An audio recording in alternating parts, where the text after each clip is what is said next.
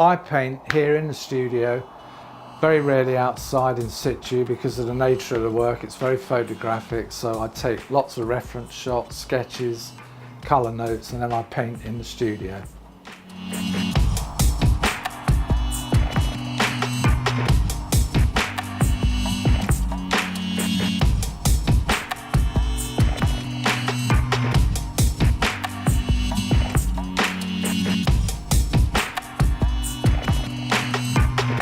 I reckon I'm painting about between 5 and 6.5 hours a day, which I think is enough because it's very tight work, very intense. I can be working on an area about that big all day long, and at the end of the day, you know, your eyes get pretty tired, so that's enough usually.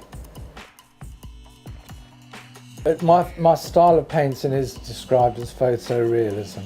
And that's just the way I work. It's very tight. I've tried to loosen up over the years, but it's impossible, so I just stick with what I feel most comfortable doing.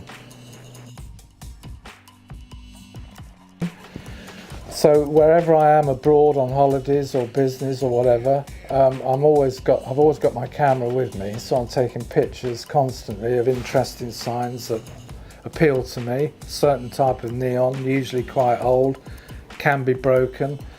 So I take various photographs and make notes of the lighting, the colours. I might sometimes have a small sketchbook, make a quick sketch.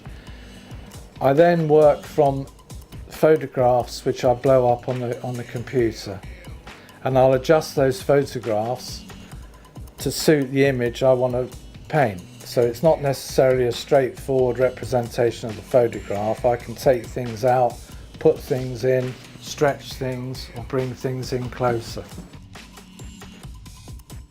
Always been interested in astronauts and the space race since a kid. I was just absolutely fascinated with it. I thought it was fabulous.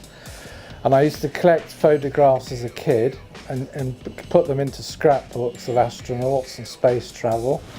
So I've gone right back through all my old scrapbooks and pictures which I collected when I was about a teenager. And I've sorted out an image which I think would work well with new materials, and this is what I'm working on at the moment.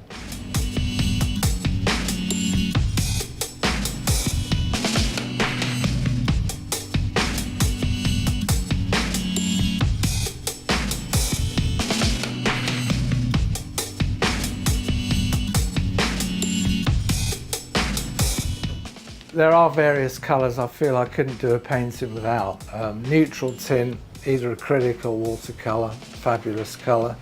Quinacridone, which people are seeing just about everything I paint. I seem to be obsessed with it and I can't get away from it, but I love it. Winsor blue, Naples yellow, sepia, indigo. I could go on, there's so many fabulous colours, but Winsor green, lots of, yeah, and I'd never go near black. I mean, my blacks are always mixed up from a combination of neutral tint, indigo, purple, crimson, to give it a bit of depth. I mean, all the colours are always mixed. I don't ever use a straight colour. I'll always mix it to whichever colour is in my photograph. So there's never straight from a tube, ever. But yeah, they're some of my favourite colours. With the piece I'm working on for Winsor & Newton, I've used some of the sticks and the pens and the limited edition palette, which is excellent. The sticks and the pens were totally different for me to use with regard to using a brush, but I actually had quite a lot of fun with them. I could, on the picture I'm working on, the astronaut, I found that I could go around the edges of where it hits the black with the sticks and then run water into it and it would bleed out, and it worked rather well. And I'm actually looking forward to working over the black at the end with some of the sticks, which I can see quite a good use there. Brushes I use are, well, most people think they're absolutely tiny, but I mean, I'm just so used to using them. They're all sable hair brushes, watercolour brushes, double O's, O's, threes. A big brush to me would be something like a number 4, which to everybody else is minuscule. But I can you know, there's so much detail in these things that when you're working on an area like this all day, you don't need a big brush.